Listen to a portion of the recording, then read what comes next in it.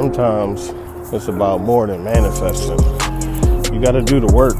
Welcome to the Keep It Uplifting podcast, where we discuss lifestyle, fitness, and motivation.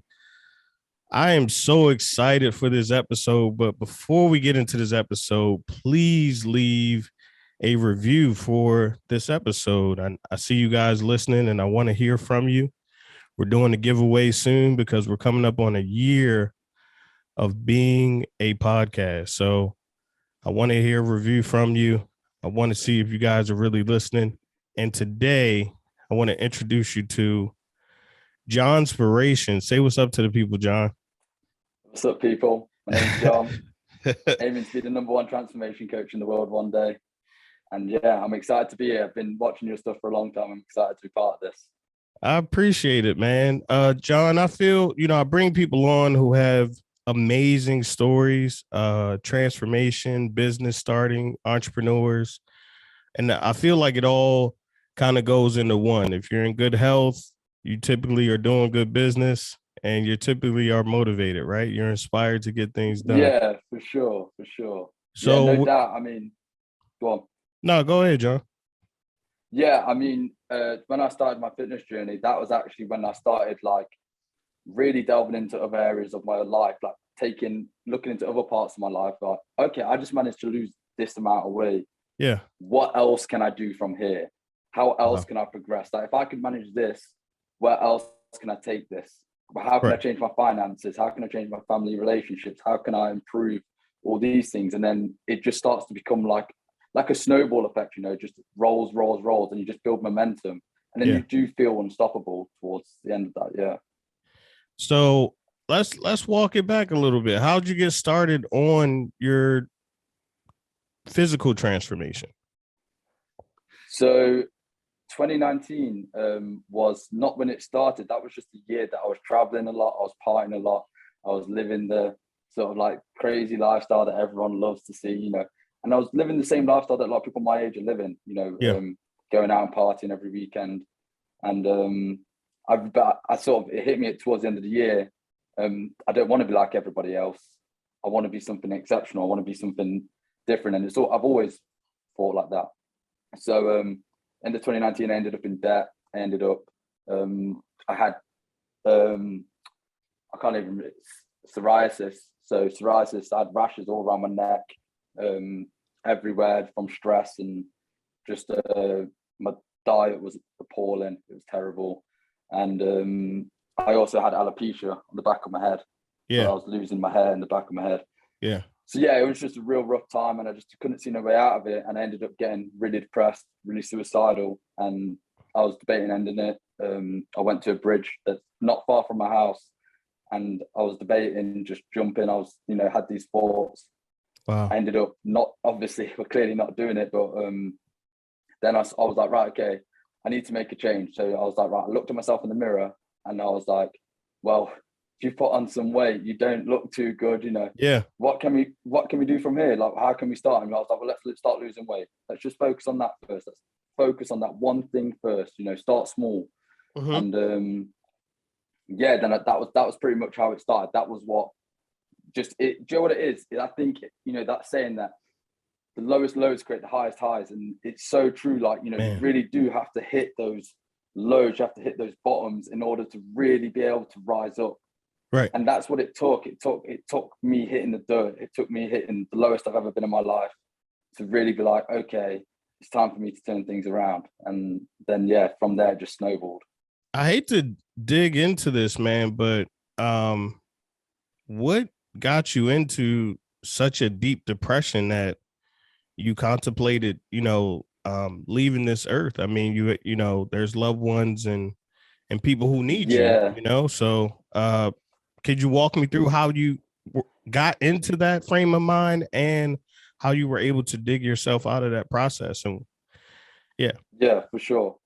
So I mean, I think it was just a case of I'd never been in that situation before. I'd always been a relatively healthy kid. Right. I always looked after myself, and I remember I was trying stuff. I was buying like all these like online rubbish products that, for my alopecia and for my skin and stuff, and nothing was working. And I was like, I just felt like I couldn't get things together. It just felt like I couldn't do it. I was trying to rein in my spending and I just couldn't do it. And then I ended up, you know, when your debts start to really pile up, Right. it starts to become that your outgoings are more than your you know, what you've got going in. So I was just like, didn't know any way out of it. And I started speaking to a few, I didn't really, when until I started speaking to my family about it, that I actually started to be like, oh, okay, I can actually manage this stuff. And that is one thing I do want to get clear on here. If you are struggling with anything like that or anything like that, speak to people, because I'm telling you, keeping it bottled up is not good for you. And it's what led to me feeling that way, really. So. Yeah. Well, I saw, you know, I did a little snooping, man. And during your partying days, I saw that you're a Hennessy drink. Well, you were a Hennessy drinker, man. I don't know if you still drink Hennessy, but you know, you should have been sponsored, man. Were you into, you know, when people talk about suicide and stuff like that, and I don't want to harp on this too much, we'll move on from it, but were you into any other drugs at all, or did you have any other, you know, did you have any other addictions? Like, was it food and alcohol, or was it anything else besides that? I mean, I was eating, Joe, it's funny as well. I was eating vegetarian at the time. Okay. And I was eating a lot of cheese, man. I was just not eating good food. I wasn't eating well. I wasn't eating like a healthy vegetarian. I mean, I think vegetarian is a great diet. I do, you know, think people should do more of it, eat less meat, etc. But I'm no longer vegetarian. But that was actually me. I was just eating a lot of cheese, but drinking was my probably the biggest problem then, and spending money, obviously, and trying to impress people. Like, I remember I was buying a lot of like designer, like I was wearing like Off-White and, you know, all these like brands and stuff, and it was just like I was just trying to impress other people, and in the reality, it's people that actually do not mean much to my life, or, you know, don't really bring any value to my life. Right. They're just people that I'm meeting on nights out and people that I'm meeting in clubs, and it's like, these people are not bringing any value to me, but yet I'm still trying to live to impress them for some reason. And I'm spending money I don't have in order to do that, which was crazy. Yeah, man, your life was, I have to admit, man, I was excited to talk to you because I wanted to know, what do you do? Because you've been to China, Dubai, Thailand, you've come across the pond to hang out in America. You've been to like every Rolling Loud concert, it seems. So, you know, do you think that lifestyle, would you change anything from what you've gone through to how you got here now? I mean, definitely, you know, I definitely think I do not look back at any part of my journey and think like, oh, I wish I could have changed that. I wish I could have done that, because you just can't. You can't look like that, because you just got to look at what you can change now. Do you know what I mean? I think it's so important to focus on the future and not like constantly look back going, I wish I could have done this better. I wish I could have changed that. I think the only thing that's important now is the present, and then creating your future. So I try not to look back on things too much. But, you know, obviously, if you were to give me a magic pill and say I'd go back and change this, there's a lot of things I'd go back and change. I wouldn't have drank, I wouldn't have partied, I wouldn't have worn designer. Like, you know, big up to all the designers that are doing what they're doing. But I mean, it's getting a lot of people who really can't afford to wear that stuff, just to impress people that, you know. Well, crazy. It was kind of crazy because, you know, Virgil actually did an interview about people wearing Off-White. And what he talked about was, you know, there are people saying it's expensive, right? And he was saying that it's not for people to wear if they can't afford it. It's supposed to inspire people to create their own, you know?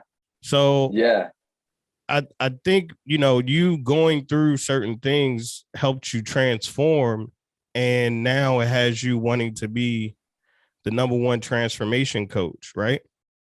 #1 motivational coach, and #1 transformation coach. And I also want to do motivational speaking one day. You know, Eric Thomas, Les Brown, Tony Robbins, Inky Johnson. All these are some great guys that got me out of the slump that I was in. Without them, I don't feel like I would have got out of that slump. You know, some of their words encouraged me, motivated me, inspired me. So okay, but why what would you bring to people that these guys aren't already doing, that I'm not already doing?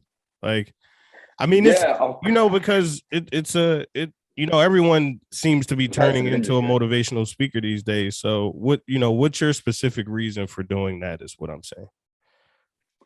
Yeah, I think my specific reason is I realized from actually a young age that I kind of wanted to do a speaking side of things. I've always had charisma. I've always got on with people, and I've always been like a loud, outgoing voice that's heard quite often. When I speak, people tend to listen.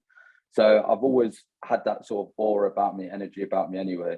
Right. So then I just realized, so it was when I overcame my drug addiction when I was younger, that I realized, oh, okay, I want to be a motivational speaker, because it was those people that helped me sort of get through all that. Yeah. And I realized that I want to do that. I want to change people's lives. I want to have an impact. It's, I just want to leave your mark on the earth. I think that's a big part. And I think living with service and a purpose is so important. Having purpose is what really changes the game for people. I think once you find your purpose and you start living with service as well, if your purpose has service, then that's when you're unstoppable, because that's when you can just really, when you're trying to help people, impact people, and you're not just doing it for you, you're going from me to we, you're changing your mentality. I think when you're not just doing it for you, you become so much more motivated, you become so much more driven, because then you're more willing to do the things that you don't want to do. You're more willing to do those things because you know that it's others that are at stake as well. So that's why I feel like I'm trying to do all this, because I feel like if I don't do this, I'm depriving the world of something that I can give. Do you know what I mean? So if you're trying to do this, why aren't you doing this? Yeah, right? I mean, like if this is your purpose, right? Like, why aren't you doing this now? Why are you saying you're trying to do it? Yeah, I mean, it's been, for me, it's been a massive lack of inactivity. Like I say, I was trying to just focus on the transformation recently. So I actually had something to sort of back up my words. So I could be like, look, I've done this. Right. So let me help you get there as well. Do you know what I mean? So it definitely came to that. And then recently, I mean, I'm not even going to lie, I was watching your TikToks recently.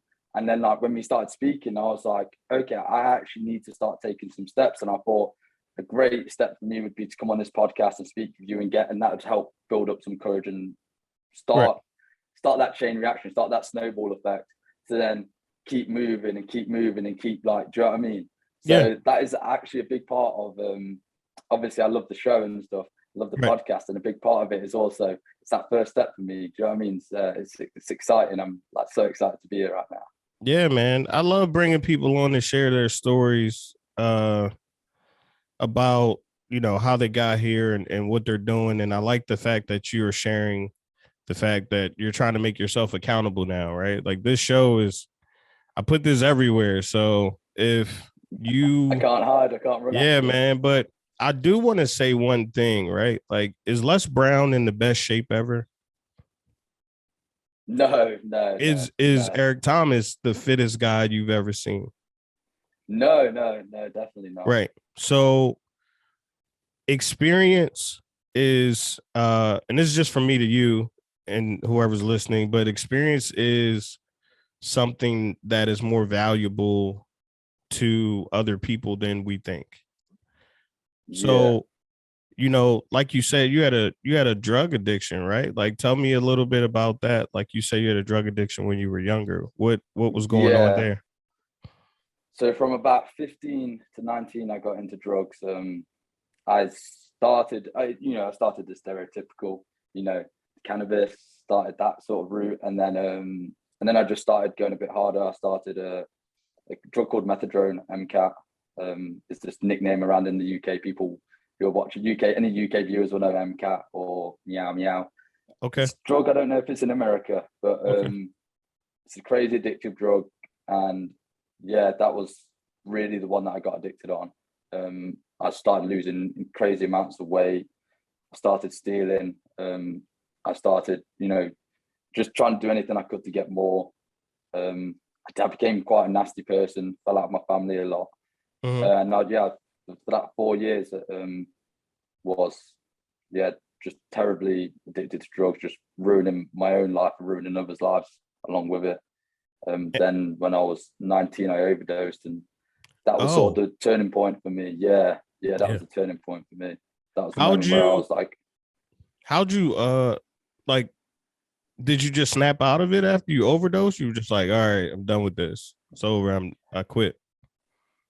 I mean, it's pretty.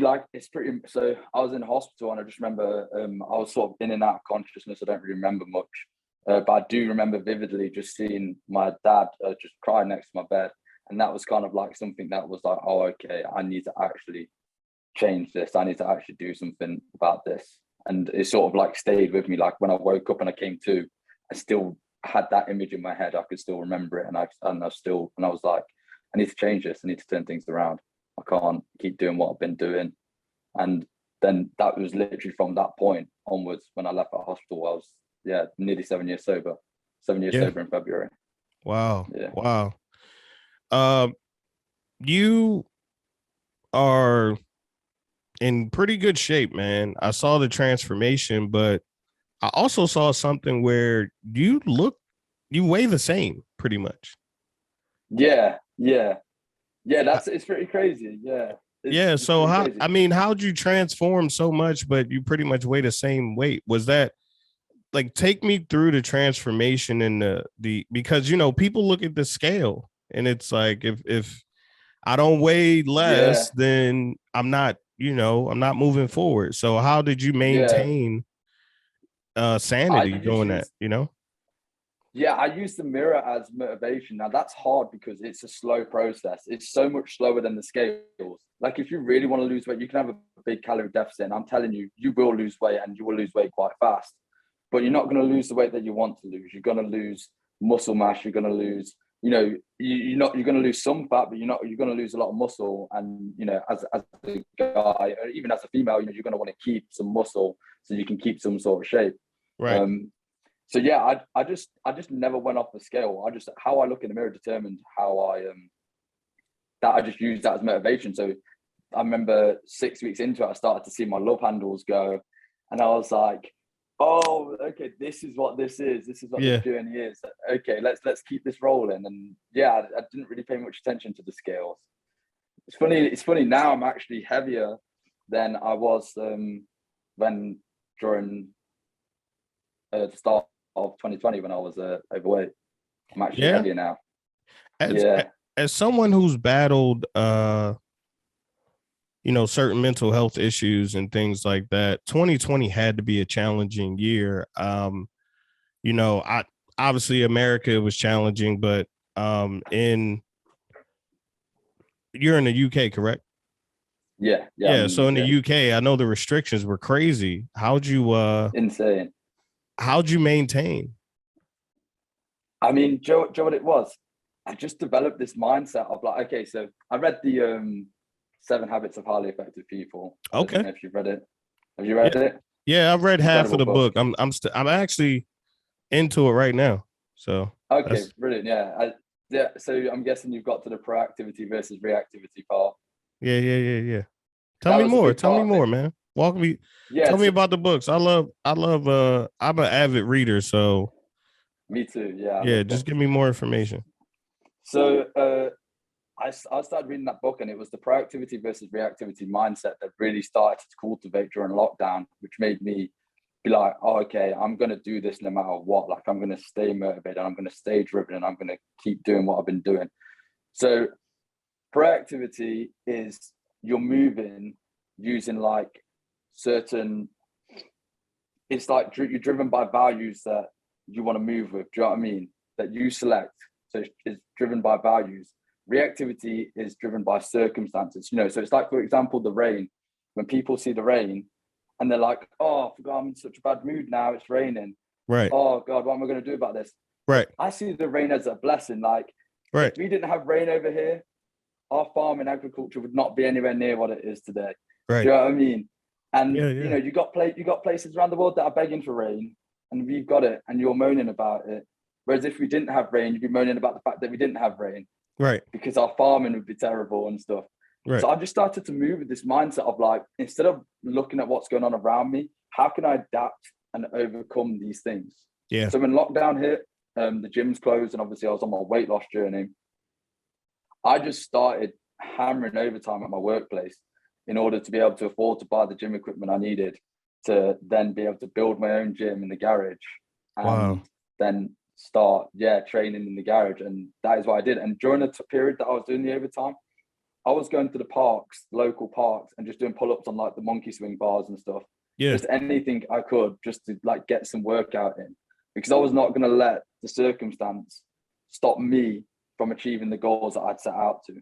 Because that's the thing, every time, no matter what goal you have, or no matter what you're pursuing, or no matter what you're chasing, there's going to be things in life that are going to try and stop you or take you off that path.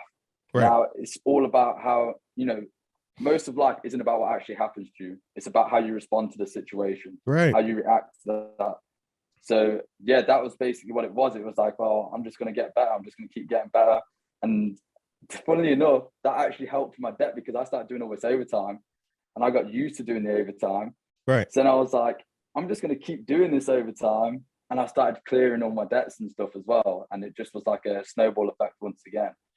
Yeah, man. I got into this because of fitness, right? Like my weight is definitely up and down, but my muscle mass is where it needs to be. It's just sometimes you get out of shape, and then you got to get back into shape.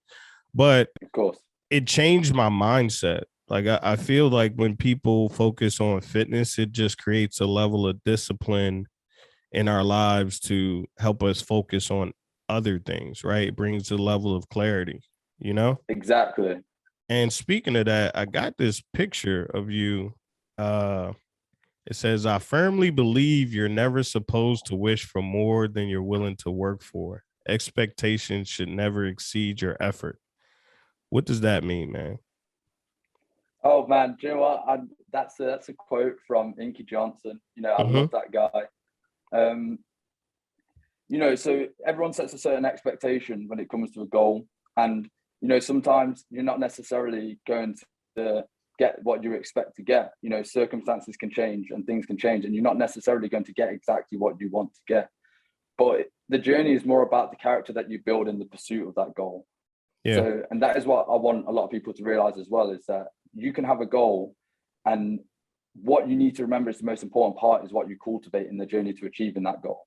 Because whether you get that goal or not, I always use an analogy like if you want to be a rocket scientist or a rocket engineer, let's say, you want to be a NASA rocket engineer, that's your goal. And you shoot for that with everything you've got. You take all the courses, you do all the studies.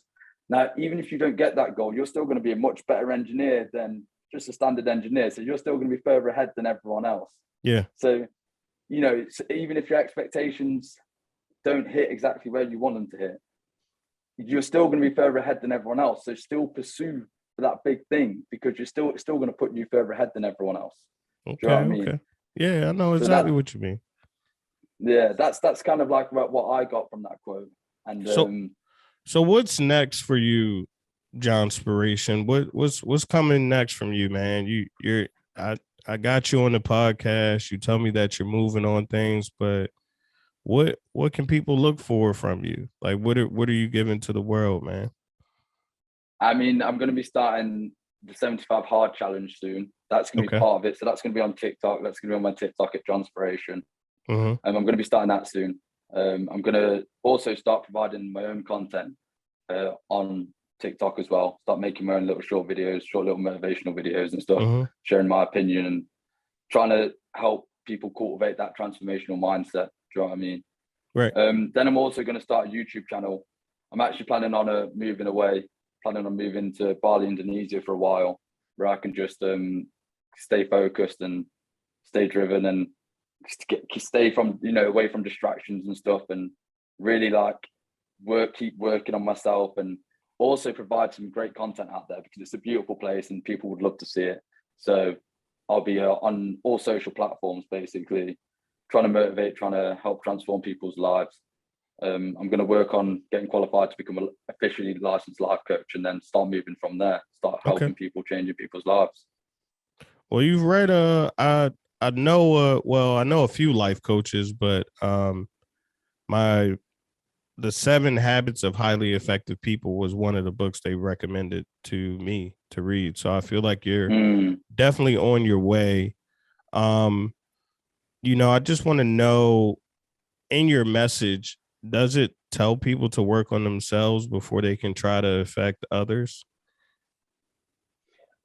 Yeah, because I think that you need to live with a service, and I think that you do need to, obviously, when your goal is a goal which is more focused on other people, trying to help other people, I find it's easier to stay motivated.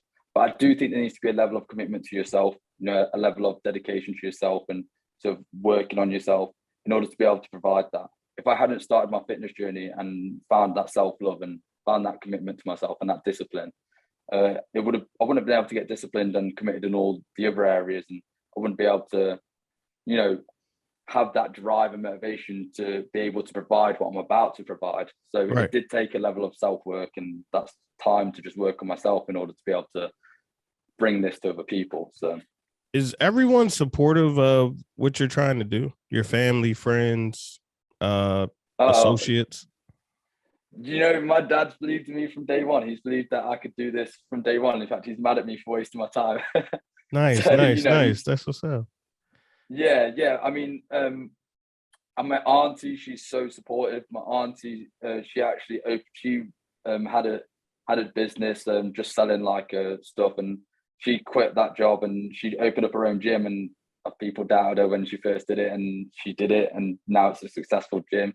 So she's a big supporter of me. She knows I can do it, and like, she obviously sees all my Instagram and stuff, and she sees all the posts that I put on my story, and she knows that I've got it within me, and Yeah. she's seen my transformation stuff. She knows that I can change the world.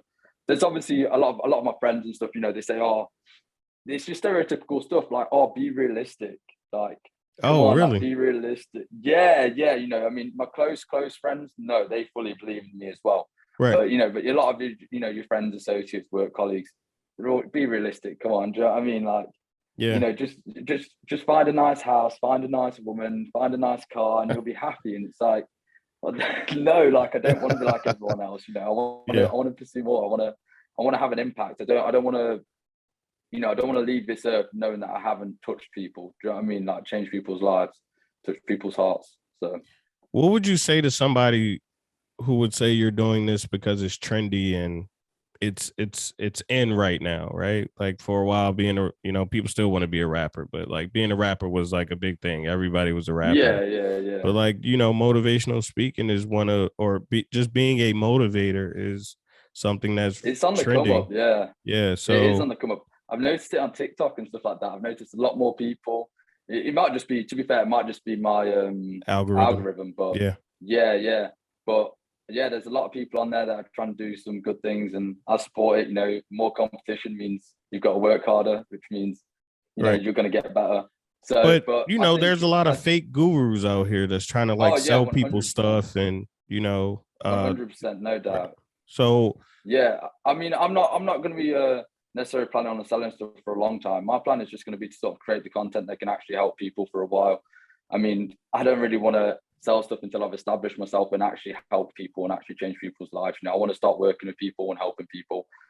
Just really, if someone wants to come to me and want some help, and they're saying, "Look, John, I want you to be my coach for a while and try and help transform my life," I'm down. Like, just shoot me a DM on Instagram, and I've got you. Like, I'll do it for free. I'm just going to try and change your life, see it, and then I've got the results that will speak for themselves.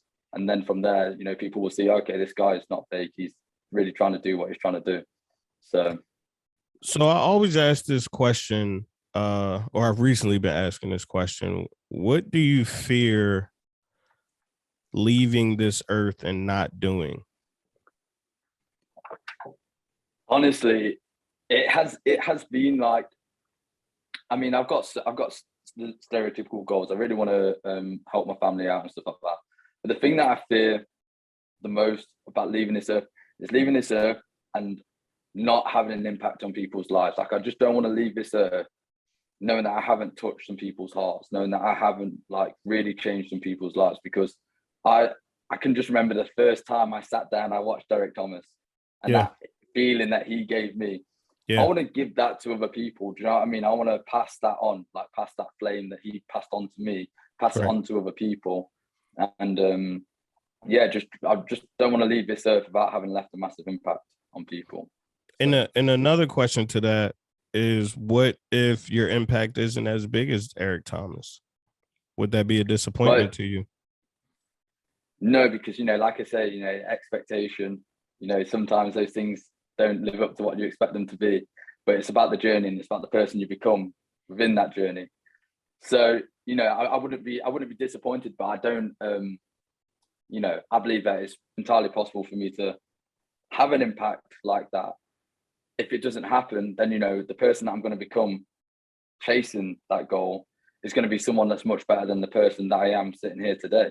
So, Yeah. That's all what this journey is. It's about becoming better every day, keep Okay. moving forward, and changing your life and changing others as well. We all need. Sometimes we can be quite selfish, and sometimes we can just like think it's all me. But the reality is, we're all living on this planet together. And I tell Yeah. you what, there's no better feeling than when you help someone. I've had people who were addicted to drugs, and I told them about my story and my journey, and then they'd message me a few months later on Instagram, and they'd be like, "I haven't done drugs since you spoke to me that time." They were like, Wow. "I literally, yeah," like they were like, "You had that much of an impact," and that feeling that is like better than no other feeling I've ever had. Do you know what I mean? That was like the feeling that really like built that fire of like, I need to start doing this. And Yeah.